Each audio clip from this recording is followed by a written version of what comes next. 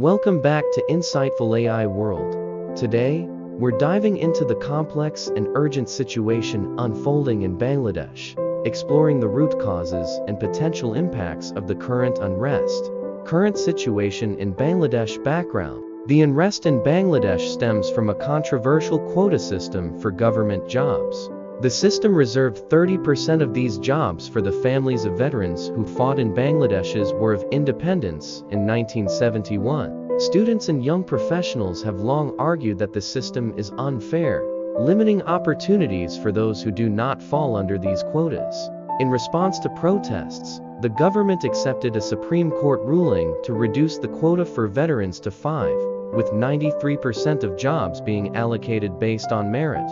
However, this move did not fully satisfy the protesters, who continued to demand broader reforms and criticize the government for its handling of the situation. Escalation: protests escalated dramatically in late July and early August 2024. Violent clashes between security forces and demonstrators resulted in significant casualties. Over 90 people were killed, including police officers, and many more were injured. The unrest was particularly intense in Dhaka, the capital, but also spread to other regions. Government response: in an effort to control the situation, the government imposed a nationwide curfew and restricted internet access.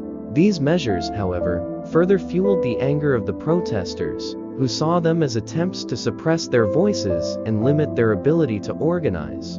Political fallout: Prime Minister Sheikh Hasina resigned and fled to India amidst the growing chaos. Her resignation came after her residence was stormed by protesters. Following her departure, the military stepped in and formed an interim government.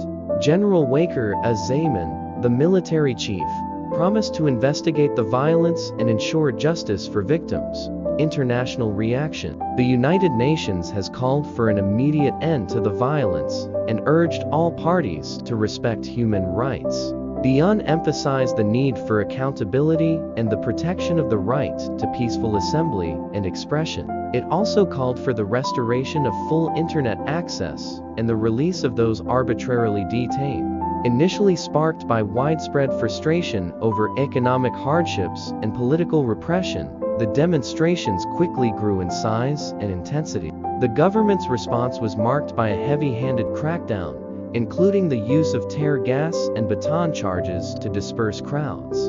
Amidst the turmoil, the Supreme Court intervened with a ruling demanding greater transparency and accountability from the authorities. This decision was met with a mixture of relief and skepticism from the public, as many viewed it as a partial victory, but remained doubtful about the government's willingness to implement meaningful reforms.